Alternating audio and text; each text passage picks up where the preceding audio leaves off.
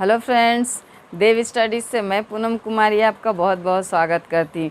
दोस्तों, हम लोग मध्यकालीन भारत के बारे में पढ़ रहे हैं और मध्यकालीन भारत में भी सल्तनत काल के बारे में। और सल्तनत काल में जो है क्रमशः हम लोग गुलाम वंश, खिलजी वंश, तुगलक वंश, सैयद वंश और इस सल्तनत काल का जो अंतिम वंश था लोधी वंश, उसके बारे में हम लोग पढ़े। उसके बाद हम लोग सल्तनत कालीन प्रशासनिक जो व्यवस्थाएँ थी उस काल की, उसके बारे में हम लोग पिछली क्लास में पढ़े थे। आज स्पेशली इस क्लास में जो है हम लोग सल्तनत कालीन जो सैनिक व्यवस्था के बारे में जानने का प्रयास करेंगे। सल्तनत काल का आरंभ दोस्तों 1206 में यानी कुतुबुद्दीन ऐबक के शासनकाल से आरंभ होता है और 1526 में जो इब्राहिम लोदी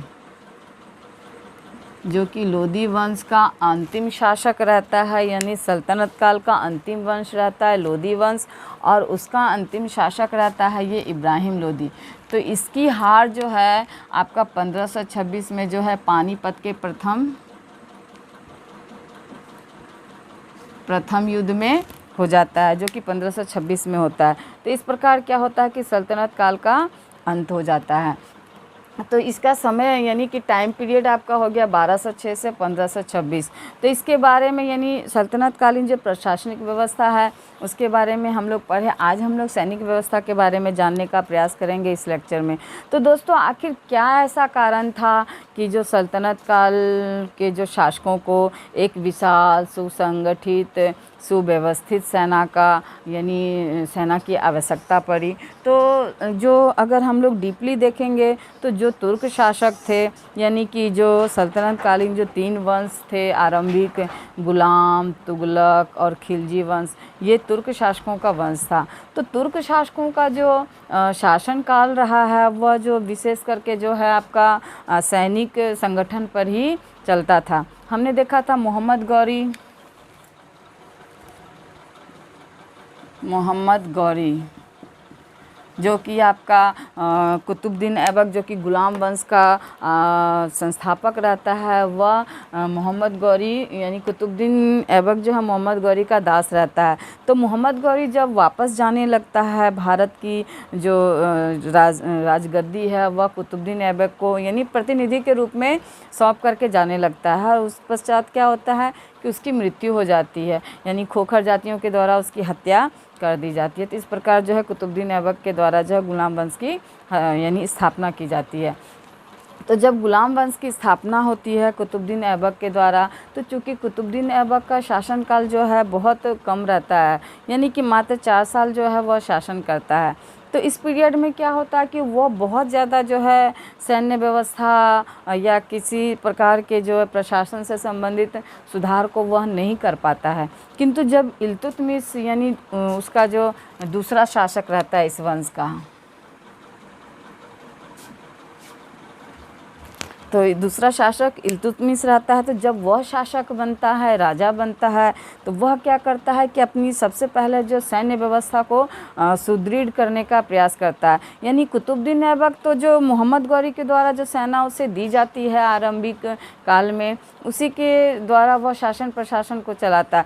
किंतु इल्तुतमिश जो कि दूसरा शासक रहता है गुलाम वंश का, वह क्या करता है अपनी सैन्य व्यवस्था को बढ़ाने का यानी सुधारने का प्रयास करता है और इसी प्रकार क्या करता है, वह अपने साम्राज्य का विस्तार करता है। तो आखिर जो यानी इसके जितने भी शासक हुए उसमें जो है सारे शासक जो है यानी बहुत ऐसे शासक थे जो सैन्य व्यवस्था पर ज़्यादा ध्यान दिए, सेना को सुसंगठित किए, सुव्यवस्थित किए और यानी विशाल करने का प्रयास किया। तो आखिर क्यों?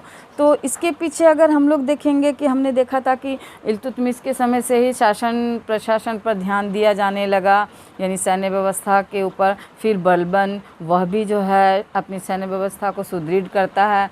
फिर जो अलाउद्दीन खिलजी रहता है वह क्या करता है कि यानी वह सबसे ज़्यादा जो है अपने सैन्य व्यवस्था को सुधारने का प्रयास करता है। हमने उसके जो खिलजी वंश वाले वीडियो में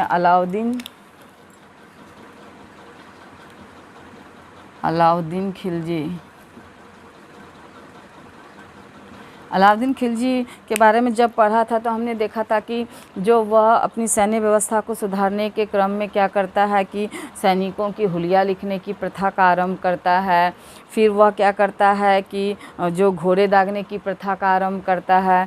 फिर वह सैनिकों के लिए जो है आपका यानी कि अलग से बाज़ार व्यवस्था लाता है, सैनिकों को नियमित वेतन देना आरंभ करता है। यानी कई प्रकार के सुधार जो है अलाउद्दीन खिलजी के द्वारा किए जाते हैं। तो यानी कुल मिलाकर जो ज़्यादातर जो शासक थे वह अपनी सैन्य व्यवस्था को सुव्यवस्थित करने का प्रयास करते हैं। तो आखिर क्या कारण था, क्या ऐसा रीज़न था कि इन सारे यानी इस वंश के, इस काल के जितने शासक थे उनको एक विस्तृत, विशाल और सुसंगठित सैन्य व्यवस्था की आवश्यकता पड़ी? तो आइए उन्हीं कारणों को जानने का सबसे पहले हम लोग प्रयास करते हैं। उसके बाद उसकी सैन्य व्यवस्था यानी किस प्रकार की थी वो जानेंगे। तो सबसे पहले कारण हम लोग जानते हैं कि सेना की आवश्यकता पड़ती क्यों थी। तो आइए हम लोग कारण जानने का प्रयास करते हैं। यानी सैन्य आवश्यकता के क्या कारण थे ये हम लोग जानने का प्रयास करते हैं। तो इसका सबसे जो पहला कारण था दोस्तों वो था तुर्क अमीर सरदारों के विद्रोह।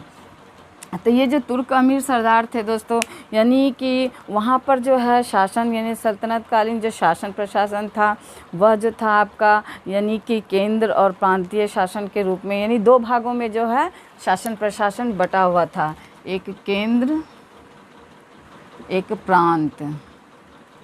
तो ये प्रांत का जो हेड होता था ये अमीर सरदार जो है ये इसके हेड होते थे यानी प्रांतीय शासक के रूप में यानी प्रांतीय शासन जो होता था उसका हेड होता था ये सरदार या अमीर कहलाते थे।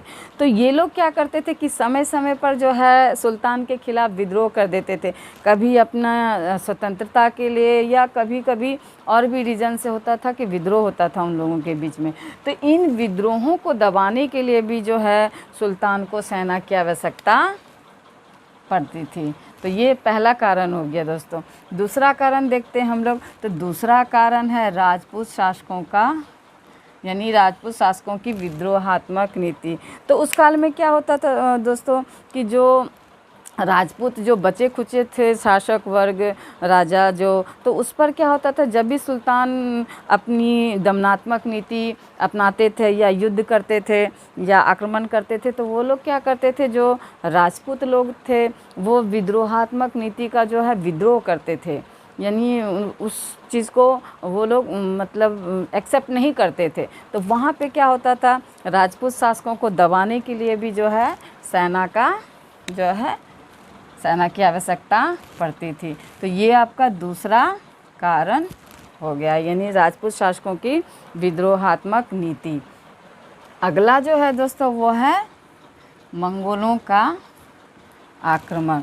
तो हमने देखा था इल्तुतमिश के शासनकाल से ही जो है इल्तुतमिश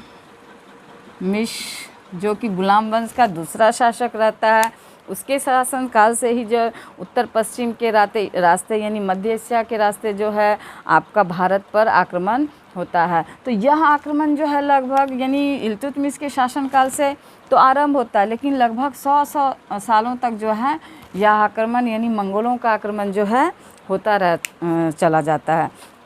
तो बड़े पैमाने पर इन आक्रमणों को रोकने के लिए, क्योंकि ये मंगोल जो है बहुत शक्तिशाली होते थे और बहुत ख़तरनाक, तो इनके आक्रमणों को रोकने के लिए भी जो है आपको यानी सल्तनत कालीन शासकों को सेना की आवश्यकता पड़ती थी। अगला जो कारण है वह है सुल्तानों की साम्राज्यवादी नीति। तो दोस्तों किसी भी साम्राज्य को उठा लीजिए, किसी भी वंश को उठा लीजिए, अगर उसका शासक योग्य हो तो वह ज़रूर जो है अपने साम्राज्य के विस्तार का प्रयास करता है। तो किंतु ये जो सल्तनत कालीन शासक थे ये लोग कुछ ज़्यादा ही महत्वाकांक्षी थे। तो अपनी महत्वाकांक्षा को पूरा करने के लिए यानी कि वो लोग जो है पूरे भारत पर जो है अपने साम्राज्य का विस्तार करना चाहते थे। इस वजह से भी जो है उनको सेना की आवश्यकता पड़ती थी। तो ये 4 मूल कारण थे जिसके वजह से जो सल्तनत कालीन शासकों को एक विशाल सुव्यवस्थित सुसंगठित सेना की आवश्यकता पड़ती थी। और ये सेना जो है दोस्तों मूल रूप से 2 प्रकार की होती थी। एक हश्मे कल्ब कहलाती थी, जो कि केंद्रीय सेना होती थी। केंद्रीय सेना यानी सुल्तान की जो सेना होती थी, यानी उनका जो पर्सनल सेना होता था, उनके द्वारा जो नियुक्त किए जाते थे वो हश्म ए कल्ब कहलाते थे, यानी केंद्रीय सेना।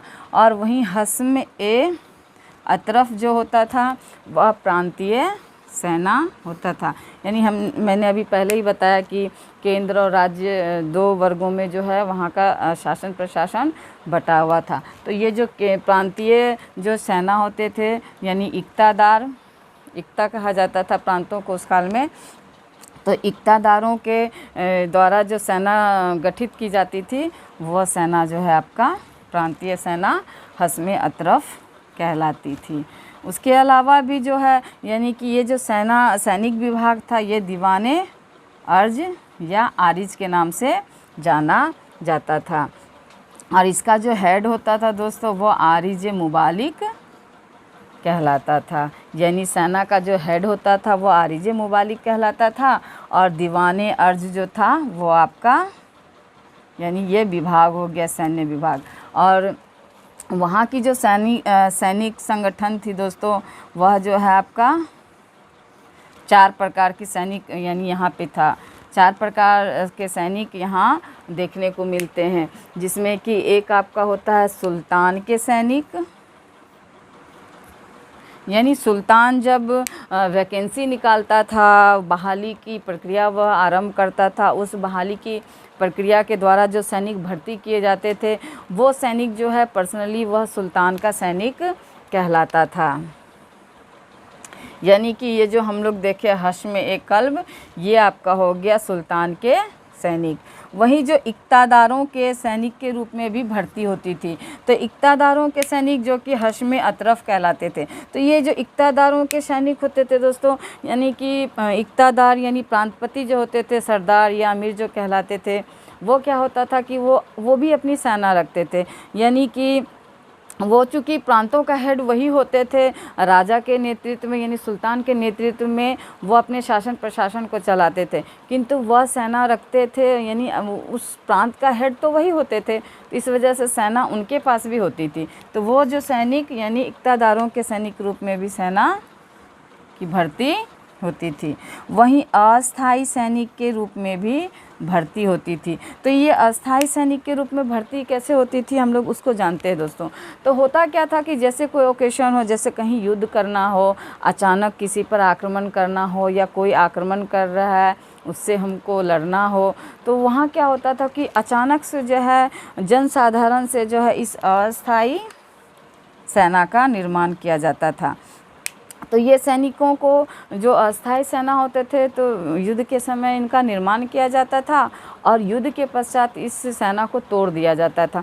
तो जो लोग यानी किसान वर्ग से सेना में आते थे, या व्यापारी वर्ग से आते थे, या काश्तकारी या कोई भी वर्ग से आते थे, वो सेना में युद्ध के पश्चात क्या होता था कि वो वापस अपने काम पर लौट जाते थे। तो ये सैनिक यानी इस प्रकार के सैनिक जो है आपके अस्थाई सैनिक कहलाते थे। अब जो चौथा और अंतिम है वह है मुस्लिम स्वयंसेवक सैनिक। तो ये मुस्लिम स्वयंसेवक जो होते थे दोस्तों, जैसे राजपूत शासकों से या हिंदू शासकों से जब सुल्तान का युद्ध होता था, तो ये मुस्लिम स्वयंसेवक क्या करते थे कि राजा को जो है यानी सैनिक मदद देते थे, और जो हिंदू शासकों के खिलाफ युद्ध में उनकी मदद करके जो है हिंदू शासकों को हराने का प्रयास करते थे। तो ये 4 प्रकार के सैनिक हमने देखा, सुल्तान के सैनिक, इक्तादारों के सैनिक, अस्थाई सैनिक और मुस्लिम स्वयंसेवक सैनिक। तो ये सैनिक यानी 4 प्रकार की सेना वहाँ देखने को मिलती है सल्तनत काल में। अब हम लोग जो है आपका यानी ये तो हमने सेना के प्रकार को जाना, अब हम सेना के भाग के बारे में जानने का प्रयास करेंगे। तो यहाँ जो है सेना के 3 भाग होते हैं दोस्तों, 3 भाग।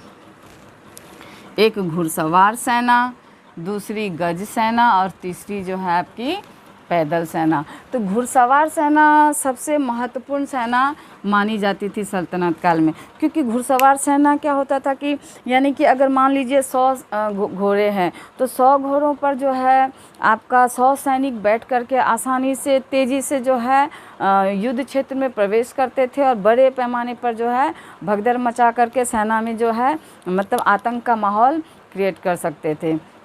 तो ये घुड़सवार सेना जो है यानी युद्ध में सबसे महत्वपूर्ण स्थान रखते थे।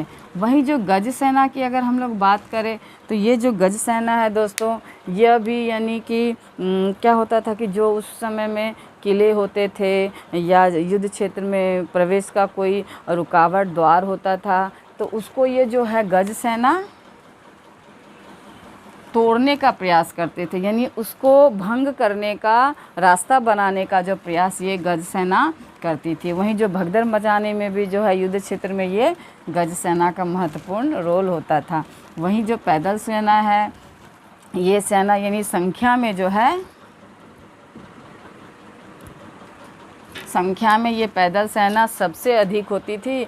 और ये यानी संख्या के हिसाब से अगर हम लोग देखें तो पैदल सेना सबसे अधिक होती थी, और अगर महत्व के हिसाब से देखेंगे हम लोग तो घुड़सवार सेना जो है आपका सबसे ज़्यादा महत्वपूर्ण सेना मानी जाती थी।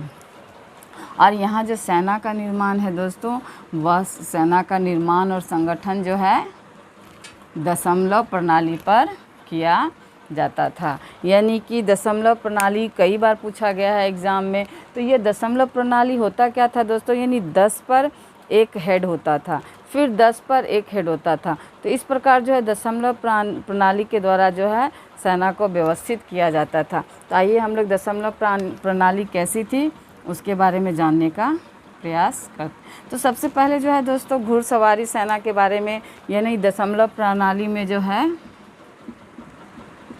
घुड़सवारी सेना के बारे में जानने का प्रयास हम लोग करेंगे। और जिस प्रकार से घुड़सवारी सेना यानी दशमलव प्रणाली के अनुसार घुड़सवार सेना का निर्माण किया गया था, उसी प्रकार जो है आपका यानी गज सेना और पैदल सेना का भी निर्माण किया जाता है। तो देखिए आइए हम लोग इसको देखने का जानने का प्रयास करते हैं। तो ये जो 10 घुड़सवार पर जो है दोस्तों एक सरेखेल नियुक्त किया जाता था। वहीं 10 सरेखेल पर जो है एक सिपाह सालार नियुक्त किया जाता था। यानी स्टेप बाय स्टेप जो है 10 पे एक हेड, फिर उस यानी कि 10 घुड़सवार पर एक सरेखेल नियुक्त हुआ और 10 सरेखेल पर जो है एक सिपाह सालार नियुक्त होता था। फिर 10 सिपाह सालार पर जो है आपका एक अमीर की नियुक्ति की जाती थी। फिर 10 अमीर पर जो है आपका एक मलिक की नियुक्ति की जाती थी। फिर 10 मलिक के ऊपर जो है आपका एक खान नियुक्त होता था।